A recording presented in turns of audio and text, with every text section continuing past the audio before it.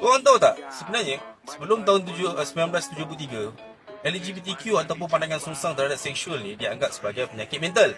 Dan juga sebelum tahun 1990, okey, WHO juga beranggapan bahawasanya LGBTQ ataupun pandangan songsang terhadap seksual ni adalah penyakit mental ataupun gila. Dan pada tahun-tahun sebelum itu banyak ubat-ubatan dan juga psikologi treatment kepada mereka-mereka yang berpendapat dan berpandangan sebegini. Okey, cuma selepas tahun 90-an, kenapa dia makin berkembang? Kerana atas dasar kebebasan bersuara pada semua negara. Ini ditolak ke tepi, menolak ke tepi terhadap agama, tetapi terhadap orang kata kebebasan bersuara sebagai manusia. Agama itu lain. Okey, atas dasar apa sebenarnya perkara ini diterima pakai?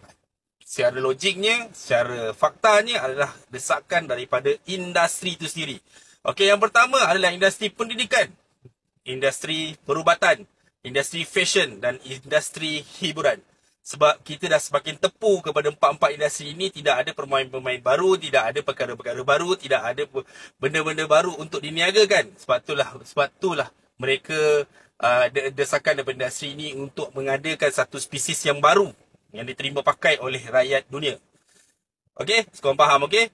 So, untuk korang rasa korang ada seksual yang terbalik. Okey, maksudnya terbalik itu maksudnya daripada norma manusia ni, kau suka pada jantina yang sama jenis dengan kau. Tu tak salah. Tak salah. Okey, daripada sudut pandangan agama tak salah. Yang salah apabila kau melakukan perkara songsang tersebut. Yang pertama.